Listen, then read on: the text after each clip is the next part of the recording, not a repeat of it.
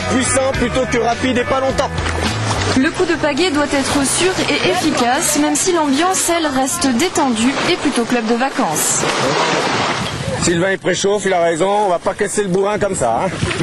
Les consignes, vous les appliquez pile poil à la lettre. Si je vous dis fesses dans le bateau, soyez réactifs. Fesses dans le bateau. Tac. Lionel Rossignol est moniteur de rafting et de canoë-kayak à Bidaraï.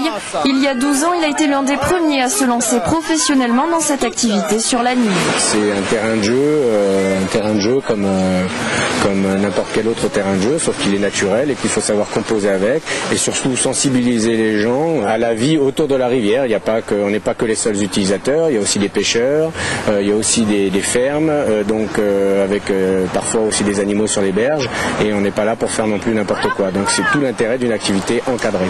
Si pour la plupart de ses clients, l'objectif premier de la balade reste la détente ou l'amusement, Lionel profite aussi de chaque pause pour les initier à quelques petits secrets de la nature.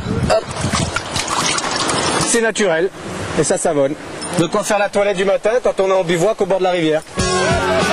Lorsqu'il a démarré en 91, son entreprise comptait au maximum 500 clients par an. L'année dernière, il y en a eu 15 000.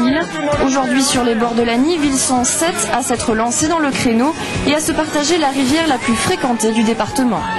Alors, la Nive, c'est une rivière d'initiation. C'est ce qu'on appelle une rivière en escalier avec des passages et puis des calmes, donc avec des petites ruptures de pente. Donc rien d'extraordinaire, idéal pour une première approche des sports d'eau vive. Et puis ma foi, ça bouge un petit peu plus effectivement quand on a un peu plus de débit. Après plusieurs semaines de sécheresse, le niveau de l'eau a beaucoup diminué. La descente en raft est donc beaucoup plus technique. Malgré tout, sur ces 6 km de parcours, la partie la plus étroite de la rivière, la Nive reste navigable 9 mois sur 12.